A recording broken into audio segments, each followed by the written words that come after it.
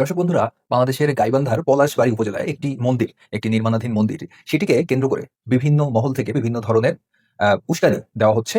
তো চলুন শোনা যাক এই যে উগ্রবাদী তৌহিদি জনতা এই মন্দির সম্পর্কে কি বলছে। কেন গাইবান্ধার প্রবেশদ্বারে পলাশবাড়ি বিশাল রাম মন্দির বানানো হচ্ছে রাস্তায়, যেখানে মুসলমানদের মসজিদে নামাজ পড়তে দেয় না, সেখানে বাংলাদেশে এই রাম মন্দির বানানোর উদ্দেশ্যটা কি? অবশ্যই হিন্দুদের উদ্দেশ্য, ভারতের শুভেন্দ্রদের উদ্দেশ্য, ভারতের মোদী সরকারের উদ্দেশ্য বাংলাদেশের জন্য একটা গণ্ডগোল বাজে, বাংলাদেশের জন্য বাংলাদেশটাকে যাতে তারা ধ্বংস হিসেবে দেখতে পারে। এই চক্রান্তকারী পশুগুলোকে দাঁত ভাগ্যে জবাব দিতে হবে। তাই আমি মানুষের প্রধানমন্ত্রীর প্রতি অনুরোধ জানাই বলছি, আপনি 24 ঘন্টার মধ্যে এই রাম মন্দির বানানো বন্ধ করে দেন, না হয় সারা বাংলাদেশে এর জের শুরু হয়ে যাবে, যা বন্ধ করার সুযোগ আপনার থাকবে না।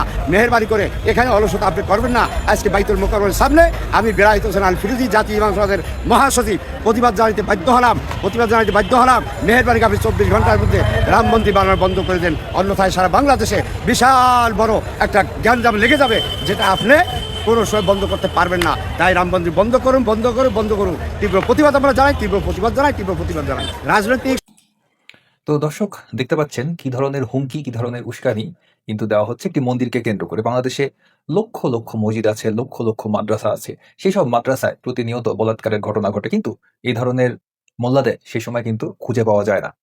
রুকো যারা, সবার করো। আমাদেরকে দেখতে হয় মহিলা মাদ্রাসা যেখান থেকে রাবিয়া বসরি বের হওয়া দরকার, সেখানে মোল্লা নামের মোল্লা দর্শক সেজে নারীর ইজ্জত লুণ্ঠন করা শুরু করে দিয়েছে। নাম দিয়েছে তৌহিদি জনতা। আর তোর কাছে সামান্য ছোট মেয়ে নিরাপদ নয়, আর তুই আল্লাহু আকবার বলে মাজার ভাঙার প্রতিযোগিতায় নেমে গেছিস। আগে নিজের চরিত্র ঠিক কর। তোর কাছে একটা ছোট মেয়ে নিরাপদ নয়, তোর কাছে ছোট বাচ্চা নিরাপদ নয়। কেমন বেহায়া, কেমন নির্লজ্জ, কেমন জ্ঞান হয়ে গেছে। যেই মাদ্রাসায় বাবা মা স্বপ্ন দেখেছে এটা মা মরিয়ম হবে, এটা রাবিয়া বসরি হবে, এটা খাদিজাতুল কুবরা হবে, এই আশায় মেয়েকে ভর্তি করাইছি কোথায়? স্কুলে না, মাদ্রাসা। হুজুরের কাছে মেয়ে কি নাই? আমার তারও তো মেয়ে আছে। যে হুজুর এই কন্যা সন্তান ইজ্জত লুণ্ঠন করেছে, তারও তো কি আছে? তারও তো গুণ আছে, তারও তো মা আছে। যার কাছে নারীর সম্মান নাই, তার কাছে কখনো ইসলাম থাকতে পারে? ইসলাম থাকতেই পারে না। গুরুকুলের ছাত্র। আমি এখানে অনেক ভালো কিছু শিখতেছি। আমার মা বাবা অনেক আশা করে পাঠাইছে, কিন্তু আমাকে এখানে অনেক কুসংস্কার শিখাচ্ছে। দিনের পর দিন বেড়াইতে সেবা করায়, আর রাত্রে হলে বরফটাকে মেহেজ করায়। কি বলে আমাদেরকে ব্রহ্মতিতে বিরম করে খারাপ কাজ করায়। দুটো করে গেলে আমাদেরকে জড়িয়ে ধরে তখন ল্যাংটা করে লিঙ্গটা আবিত হবে সরাই। কি বলে বীর্যগুলো যদি আমার ভিতরে ঢুকাই, তাহলে আমার বলে ওনার মতো ক্ষমতাশীল হতে পারবো, লিঙ্গটা আমাকে হচ্ছে ঢুকাই দিত। তারপর অনেক খারাপ কাজ করতো। আমার জন্য খারাপ লাগতো এগুলো। আমার ওনার লিঙ্গটা আমাকে ভিতরে ঢুকাই দিত। আমি কষ্ট পেতাম অনেক, আমার পিছন দিয়ে ঢুকাই দিত, কিন্তু আমার অনেক কষ্ট পেতাম। আমাকে এরকম ইয়াতে মুক্ত করুন, খারাপ কাজ মুক্ত করুন। হরে কৃষ্ণ। হরে কৃষ্ণ। তুমি কেমন আছো? আমি ভালো আছি। তোমার নাম কি? অর্পন্দ। আচ্ছা, তুমি সাম্প্রতিক আমাদের একজন ইসকন চট্টগ্রামের গৃহস্থ কাউন্সিলের একজন প্রধান সদস্য বলরাম করুণা প্রভুকে তুমি কিছু অভিযোগ দিয়েছো, যে লিখিতভাবে এবং ভিডিও আকারে দিয়েছো। এবং আমরা দেখেছি যে এই শরণাগতি প্রভু এবং ভক্তি তীব্র গোস্বামী মহারাজ, চারুচন্দ্র প্রভু, এদেরকে তুমি তোমার সাথে চিন্ময় প্রভুর সাথে কোনো ধরনের শারীরিক নির্যাতন করেছে তোমাকে, সেই বিষয়ে তুমি কিছু কথা বলেছো। হ্যাঁ, আমি তোমাকে কিছু প্রশ্ন করবো, তুমি সত্য সত্য কথাগুলো বলবো, ঠিক আছে? তুমি কি শারীরিকভাবে সুস্থ আছো? হ্যাঁ। মানসিকভাবে সুস্থ আছো? হ্যাঁ। আচ্ছা, তুমি গুরুকুলে কখন থেকে জয়েন করেছো? 2017 নাকি 17? আচ্ছা। তো চিন্ময়কৃষ্ণ আসলে অ্যাকচুয়ালি ঘটনাগুলো আমাকে বলতো, যে চিন্ময়কৃষ্ণ প্রভু একজন ব্রহ্মচারী এবং পণ্ডিত ধামের অধ্যক্ষ। তোমার সাথে কি ঘটনা হয়েছে? আমাকে রুমের মধ্যে মেসেজ করতে নিয়ে দিত, নিয়ে গিয়ে যে কাজ সমকামী কথা বলে সেটা করে। তো সমকামিতা মানে কি? এটা কি ধরনের জল কাজ বলে? কিভাবে করতো? বলতো ওইদিকে এটা তোমাকে কি, তোমার সাথে কি এই, অর্থাৎ আমি তোমাকে সরাসরি বলি, যেহেতু তোমার বয়স কত এখন? 16 বছর। হ্যাঁ, তো তোমার সাথে প্রথমে কখন, একদম প্রথম কোন দিন বা কত মাস আগে এই ঘটনাটা ঘটেছে? 2 মাস আগে। মানে পণ্ডিতধাম থেকে বের হওয়ার 2 মাস আগে। হ্যাঁ। উনি কিভাবে ডাকতো তোমাকে? কখন, বা রাত্রে ডাকতো নাকি দিনে ডাকতো? রাত্রে ডাকতো। রাত কয়টা বাজে? ধরেন 9টা 9:30। 9টা 9:30 বাজে। হ্যাঁ, ডেকে তোমাকে কি বলতো প্রথমে? বলতো মেসেজ কথা বলতো। কিরকম ভাবে মেসেজ করতা? হাত পা মেসেজ করতাম, করে তাও বলতো যে তোমার পরনে কি থাকতো? গামছা থাকতো। তোমার পরনে কি থাকতো? আমার পরনে কাগজ ছিল, ধুতি কাপড়, অর্থাৎ এই তোমাদের গুরুকুলের ড্রেসটা থাকতো। আচ্ছা। তো তখন তোমাকে কিভাবে মেসেজ করতে বলতো? না, এমনি বলতো, হাত পা গুলো কামাচ্ছে মেসেজ করতে বলতো, তাও বলতো ওইদিকে আমার এই শপথ কর বলতো। কি ধরে? কবচ দুটো শপথ করে কি বলতো? শপথ করে কি বলতো?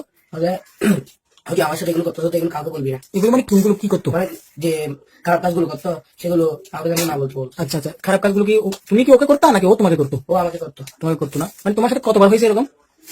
আমার সাথে 2 বার হয়েছে। 2 বার হয়েছে না? আচ্ছা, যদি তোমাকে যদি উপর থেকে বলা হয় যে এই শারীরিক সম্পর্কটা করলে ডিএনএ টেস্ট দিতে হয় যা প্রমাণস্বরূপ, হ্যাঁ, তুমি কি ডিএনএ টেস্ট দিতে প্রস্তুত আছো? হ্যাঁ।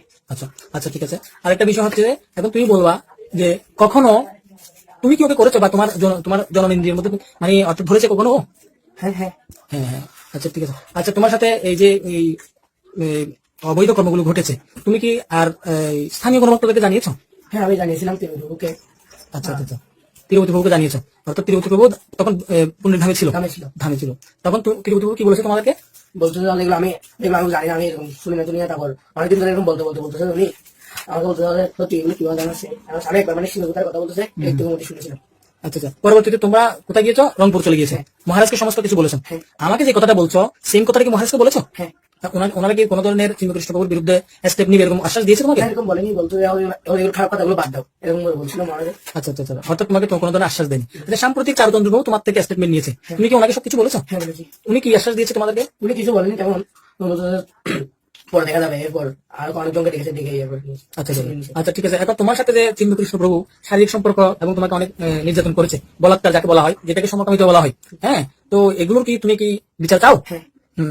তোমার পড়ালেখার ক্ষতি হয়েছে এবং তুমি একটা মানসিক ভাবে হেজিটেশন ভোগ করছো, এগুলো তো আমাদের স্কুলের মধ্যে কোনো শিক্ষা নেই, ঠিক আছে? কোনোদিন কারো কাছ থেকে দেখেছো, কোনো বক্তব্য থেকে দেখেছো এগুলো? এই নোংরামি গুলো, ঠিক আছে? তাহলে ঠিক আছে, আমরা এগুলো তোমার কথা মতো যেহেতু তুমি আমাকে এই কথাগুলো বলছো, হ্যাঁ, আমি কি করবো, এগুলো আমি আমাদের নারগোপাল প্রভু আছেন, আমাদের গুরু মহারাজ আছেন এবং ঊর্ধ্বতন কর্মকর্তারা রয়েছেন, এগুলো আমি অ্যাপ্রুভ করবো, ওনাদেরকে আমরা সাবমিট করবো এবং ওনারা এগুলো অ্যাকশন নেবে, ঠিক আছে? হরে কৃষ্ণ। হরে কৃষ্ণ। আমি নিত্যবন্ধ গুরুদাস। আমি প্রায় অনেকদিন যাবৎ, প্রায় 8-9 বছর যাবৎ পুণ্ডরিক ধামে অবস্থানরত। এই যে ধামের মধ্যে এত সমস্যা চলছে, যে বিষয়গুলো আগে থেকে মানে চলে আসছে, বাট এগুলো নিয়ে মানে তদারকি করতাম না বা এই বিষয়ে কিছু বললেও বা তাহলে বলার মতো সেরকম গেছিল না। কিন্তু হঠাৎ আমি কিছুদিন যাবো আবার দেখতেছি কি অতিরিক্ত ছেলেদের উপর নির্যাতন হচ্ছে, বা মাঝে মাঝে এমনই দেখি ওখানে অনেক ধরনের মানে গন্ডগোলও চলছে ধামের মধ্যে। কিন্তু এরপর পরে আবার কিছুদিন যাবো আবার দেখলাম কি আমি রাত্রে ঘুমাতাম, তখন কি করতো রাত 2টো বাজে, 1টা বাজে, 3টা বাজে আমার ডাকতে আসতো। এখন আমি ঘুমের ভান ধরেও শুয়ে থাকতাম, মঙ্গলবারের সময় শুয়ে থাকতাম ঘুমের ভান ধরে, তখন কি করতে বিরক্ত হয়ে দরজা ধুম ধুম করে বাড়ি দিত, আওয়াজ হতো, প্রচুর পরিমাণে আওয়াজ হতো। উঠতাম না আমি, তাহলে আসে ডেকে ওকে নিয়ে যেত, নিয়ে গিয়ে বলতো কি মেসেজ করার জন্য বলতো, মেসেজ করতাম। আমি করতে করতে অনেকদিন মেসেজ করতাম। হঠাৎ একদিন আমাকে ডেকেছে, বাট আমি যাইনি বিদায় তখন থেকে সে আমার উপর খুব মানে রেগে আছে, হ্যাঁ, খুব রেগে আছে, আমি কেন যাচ্ছি না। তারপর আমি শিলপুর রুমে ছিলাম, যখন ছিলাম উনি এখন আমার কিভাবে শিলপুর আমাকে ডেকে রুমে রেখেছে, সেই কারণে ওনার খুব ক্রোধ যে আমার কিভাবে থেকে বের করবে, আমি কেন রুমে থাকি। তারপর হঠাৎ একদিন এই গেট চলে গেল, কারণ কিভাবে বের করবে, কিছু না কিছু করতে হবে, নাহলে তো বের করা যাবে না। তারপর হয়েছে কি একদিন দামোদর প্রোগ্রাম, 19 সালে দামোদর প্রোগ্রাম হচ্ছে। এখন হঠাৎ উনি আমাকে এসে বললো, এই শিলপুরে দামোদর প্রোগ্রামে চলে গিয়েছে, হঠাৎ উনি আমাকে এসে বলে কি তো ভাগবতম নেই, একটা ভাগবতম দেয়। তারপরে কি হচ্ছে ভাগবতম নিয়েছি। তারপর বলেছে কি ওনার গিয়েছিল কবচ ছিল, কবচ পাইছে আমাকে, স্বর্ণের কবচ ছিল কৃষ্ণদেবের। তারপর বলছে ভাগবতম শিয়ে বল আর আমার কবচ শিয়ে বল। আমি কবচ শিয়েছি, তখন আমি বলা আশা করেছি আর কি, তোর যদি এখানে থাকতে চাস, হ্যাঁ, তোর সিডরের সঙ্গে এই ধরনের সংহতি করতে হবে। এই বিষয়গুলো উনি আমাকে বলেছিল। এখনকার প্রতিদিন জিজ্ঞেস করতাম মঙ্গার দিতে গামছা পরনি কোথায় চলে যেত, আমি তো মঙ্গার দিতাম শিবমন্দিরে সেবা করতাম, ওখানে চলে যেত মঙ্গার দিতে গামছা পরে ওখানে চলে যাচ্ছে, আমাকে জিজ্ঞেস করার জন্য, হ্যাঁ, কি হয়েছে, কাজ কি হয়েছে, হ্যাঁ, এই ধরনের বিষয়গুলো আমাকে সবসময় বলতো। তারপরে আমাকে আমি বলতে না পারতে লাস্টে বলেছিলাম কি আমি বলছিলাম তোমার পারবো না, এগুলো বিষয় নিয়ে আমার কিছু বলবেন না। তাও আমার বিরক্ত করতো। এরপর পরে দেখি নতুন একটা লং বিল্ডিং হয়েছে, ওই বিল্ডিং উনি চলে গেছে। আর উনি চলে যাওয়ার পরে কি হয়ে যাচ্ছে, পদ্মা রয়ে গেছে, পুরোনো যে জায়গাটা ছিল ওই জায়গায় রয়ে গেছে। এখন ওনাকে নিয়ে গেছে কোথায়, ওই লং বিল্ডিং বা আমার থেকে দূর রাখার জন্য। এরপর প্রায় উনি যখন এখানে চলে গেছে আমি আর বিল্ডিংয়ে যাইনি কখনো। আর পরবর্তীতে আমি অসুস্থ হয়েছিলাম, অসুস্থ হওয়ার পরে তারপরে এখানে গিয়েছি। এরপর পরে তাও উনি আমাকে ডাক্তার ম্যাচ করার জন্য, আমি যেতাম না। এরপর পরে উনি আমার খুব ক্রোধ বা আমার সাথে কথা বলতো না, হ্যাঁ, আমার এক ভক্তকে আমাকে ক্যাশ মারা অনেক ধরনের ক্যাশ দিত। এরপর পরে ওনার সাথে আমার খুব ভালো একটা ঘনিষ্ঠ ছিল না, ওনার সাথে কথা হতো না। এরপর পরে আমি কিছুদিন যাবত 10 মিনিট আগেই আমার মানসিকতা একটু ভালো ছিল না, খুব খারাপ হয়ে গেছে। আর আমাদের এই ধরনের বিষয়গুলো নিয়ে খারাপ ধরনের চরিত্র, এই বিষয়গুলো নিয়ে দেখতে শুনতে কি হয়েছে, মাথা পুরো কষ্ট হয়ে গেছে। আবার কি হয়েছে আমি বলেছিলাম কি আমি কিন্তু চলে যাবো, তারপরে আমি বলছিলাম আদর্শের পরে চলে যাবো, এরকম বলে আদর্শ নিয়ে গেল। এরপর আমি থামিছিলাম। এর মধ্যে দেখি অনেক ধরনের সমস্যা, এই যে গুরুগুলো বাচ্চাদের উপর যে নির্যাতনগুলো হচ্ছে, হ্যাঁ, জঘন্যতম অপরাধ কিন্তু সমস্যাগুলো। এই যে গুরুগুলো এতগুলো ছেলে নিউ ছেলে, অনেক ছোট ছেলে, এদের উপরে যে এতজন নির্যাতনগুলো হচ্ছে, হ্যাঁ, এগুলো ধানের কোনো একটা ভক্ত লক্ষ্য করলেও কিন্তু এরা কি করে না, হ্যাঁ, এগুলোর উপর কোনো জোর দেয় না, ওরা চেয়ে থাকে।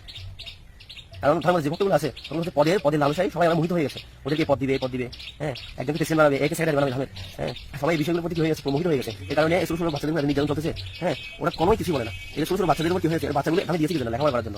আর পরিবারে ওরা মা বাবা সহ্য করতে পারতেছে না, যায় ওদের দুষ্টমিগুলো, এখানে দিয়েছে কি গুরুকুলে ওরা ভালো করে শিক্ষা লাভ করবে। এখন এখানে আসার পরে ওদেরকে যদি সে জায়গায় শিক্ষা লাভ দিবে, সে জায়গায় ওদেরকে যদি দেখাইতে সেবা করায়, হ্যাঁ, দেখাইতে সেবা করাচ্ছে সারাদিন সকাল 6টা থেকে সন্ধ্যা 6টা 8টা 9টা পর্যন্ত সেবা করে। এরপরে ওরা রুমে যাচ্ছে, ওদের কাছ থেকে যেগুলো শুনেছি সেগুলো বলতেছি। ওরা রুমে যাচ্ছে, এরপরে রুম থেকে গিয়ে কি হচ্ছে ডেকে নিয়ে আসছে আবার কোথায়, সিমেহুর রুমে ডেকে নিয়ে এসে কি করে মেসেজ করায়। তারপরে ওখানে নানা ধরনের কথা বলে, খারাপ কথা, যে এই ধরনের কথা বলে যে তোদের কাপড় খুলে ফেল, হ্যাঁ, কাপড় কিছু বলবি না, হ্যাঁ, এই ধরনের বিষয় নিয়ে বলতো ছেলেদের। আর ছেলেরা কি করতো, এই বিষয়গুলো আমাদেরকে বলতো। এই বিষয়গুলো দেখে শুনে আমার খুব খারাপ লাগতো, সেই কারণে আমি এখান থেকে বের হয়ে গেছি। এগুলো নিয়ে নাস্তিকদের কোনো প্রতিবাদ বা তুচ্ছ তাচ্ছিল্যতা নেই, কারণ নাস্তিকরা হেদুদের বৈধ সন্তান। হেদুরা যা করে এরাও তা করে। উল্টো নাস্তিকরা হেদুদের ভগবানের নীতি পালন করে। ব্রাহ্মা যেরকম তার মেয়ের সাথে আকাম করে, নাস্তিকরাও তাদের মা বোন মেয়ে ছেলের সাথে আকাম করে। শুনুন, দুইজন প্রাপ্তবয়স্ক নারী পুরুষ বা পুরুষ পুরুষ বা নারী নারী সেটা যেই হোক না কেন, তারা যদি পরস্পরের সম্মতিতে সুস্থ স্বাভাবিক অবস্থায় যদি তারা প্রেমের সম্পর্ক বা যৌন সম্পর্ক করে, তাহলে তৃতীয় পক্ষ হিসেবে আমি সেই বিষয়ে নাক গলাবো না।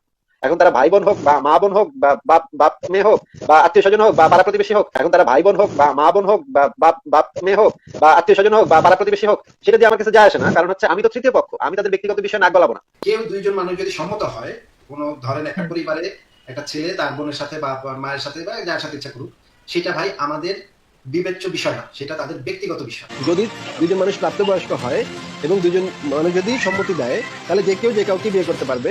এটা হতে পারে ছেলে ছেলে, এটা হতে পারে মেয়ে মেয়ে, এটা হতে পারে ছেলে মেয়ে, এটা হতে পারে এমনকি যদি পরিবারের সদস্য হয় তাহলেও হতে পারবে, এটা হতে পারে এমনকি যদি পরিবারের সদস্য হয় তাহলেও হতে পারবে।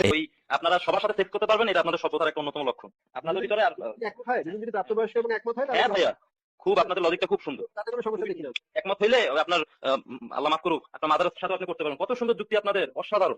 এটা তো একমত হইলে হবে, সেটা যদি একমত না হয় তাহলে এটাই তো বললাম, এটা তো একমত হইলে হবে, সেটা যদি একমত না হয় তাহলে এটাই তো বললাম, একমতই হইলো দুইজন, হইয়া তারপরে করতে, কত সুন্দর যুক্তি।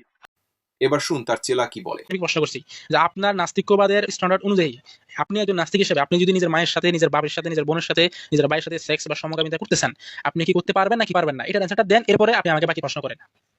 করব। ওকে ওকে ওকে ওকে ওকে করবা এখন এই দাঁড়ান, না আমি শুনি নাই, ভাই আমি শুনি নাই। আচ্ছা শর্ট ভাই আমি দেখেন, আমি আপনাকে সুন্দর করে বলতেছি। আপনার যে স্ট্যান্ডার্ড, আপনার যে ব্রেইন, আপনার নিজের স্ট্যান্ডার্ড, আপনার ব্রেইন যদি কাল একটু ভাই প্রশ্নটা একটু শেষ করতে দেন। আপনার ব্রেইন যদি আপনাকে কালকে বলে আপনি আপনার নিজের মায়ের সাথে, নিজের বোনের সাথে সেক্স করবেন, বা আপনি আপনার বাবার সাথে সমকামিতা করবেন, ভাইয়ের সাথে সমকামিতা করবেন, পরিবারের সবার সাথে একই সাথে সেক্স করবেন, তাহলে কি আপনি করবেন? অবশ্যই অবশ্যই। হ্যাঁ, ধরেন কেউ বললো যে ছেলে এবং মা যদি সম্মতি থাকে তাহলে তারা সেক্স করতে পারবে, হ্যাঁ, এটা কি নৈতিক হতে পারে? এটা নৈতিক হইতে পারে কিনা, জোর জবরদস্তি হলে এটা অনৈতিক। তার মানে জোর জবরদস্তি ছাড়া মা ছেলে করতে পারবে, রাইট?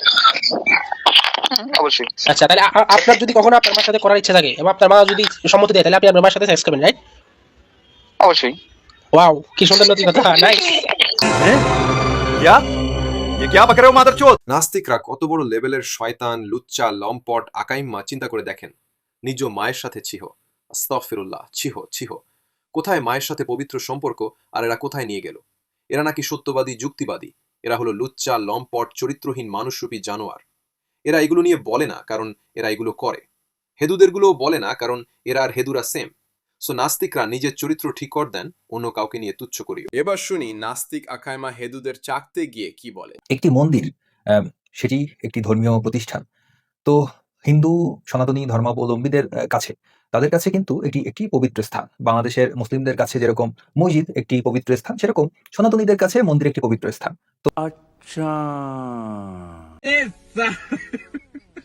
তো তারা একটি মন্দির তৈরি করছে, সেটি নিয়ে কেন এত আপত্তি, কেন এত উস্কানি, কেন এত তারা কেন এত ষড়যন্ত্র, কেন এত চক্রান্তের গন্ধ খুঁজে পাচ্ছে, সেটি আমি ঠিক বুঝছি না। তো দেখুন আরেকজন উগ্রবাদী ব্যক্তি তিনি কি বলছেন, চলুন শোনা যাক।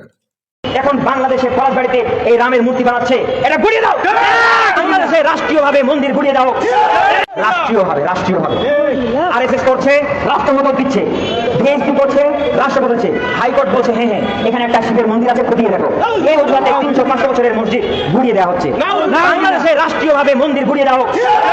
বাংলাদেশে যত খাস মন্দির আছে, খাস জায়গায় সব উচ্ছেদ করো, সরকারের দায়িত্ব কর্তব্য।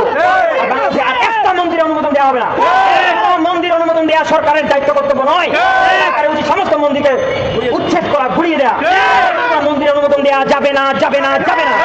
দর্শক, এইভাবে একদম ওপেনলি প্রকাশ্যে জনসমাবেশ করে তারা রাষ্ট্রীয়ভাবে মন্দির গুড়িয়ে দেওয়ার দাবি জানাচ্ছে।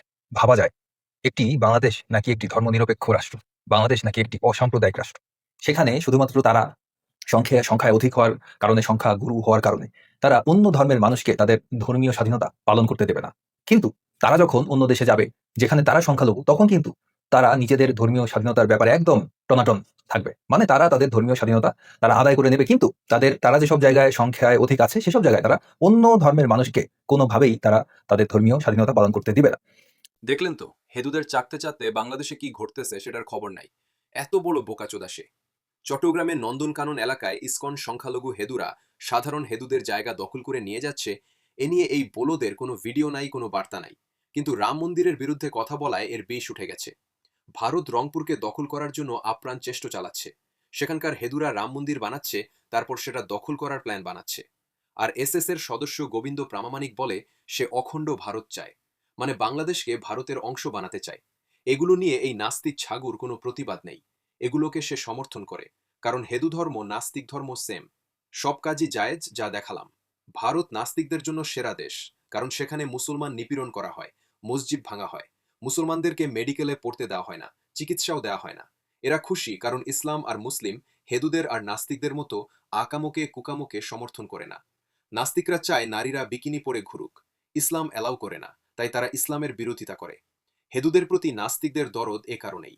আশা করি এসব ফন্দিবাজদের ফন্দি বুঝেছেন। ভারত থেকে বাংলাদেশে তাদের নাগরিক প্রবেশ করাচ্ছে, সেটা নিয়েও কোনো কথা নাই। ওই কোন মুসলমান কোন হেদুর বিরুদ্ধে কথা বলছে সেটাই বলবে। এদের মুখ্য কাজ হলো ইসলাম এবং মুসলিম বিরোধিতা। নিজের আকামকে এস্টাবলিশ করে মুসলিমদের বিরোধিতা করে। এতে হলো ভারতের দালাল রাজাকার। ভারতকে বাংলাদেশ সোপর্দ করে দিতে চায় এরা, নিজের মা বোনের সাথে কুকাম করার জন্য, অশ্লীলতা ছড়ানোর জন্য। এরা বাংলাদেশ প্রেমী নয়, ভারত প্রেমী। হাদি বাংলাদেশ প্রেমী হওয়ার কারণে তাকে প্রাণ দিয়ে এর ভর্তুকি দিতে হয়। আর এরা ভারতপ্রেমী রাজাকাররা অ্যাজাইলাম পায়, ভারতের বাংলাদেশের তথ্য ভারতের পাচার করে। এরা ভারতের পেইড এজেন্ট, খাঁটি দালাল। প্রশাসনকে বলবো এদেরকে আইনের আওতায় এনে একে দেশদ্রোহিতার শাস্তি দেওয়া হোক। হয় হাদি হব, না হয় মরে যাব, তাও ভারতের দালাল রাজাকারদের বিরোধিতা করবই ইনশাআল্লাহ।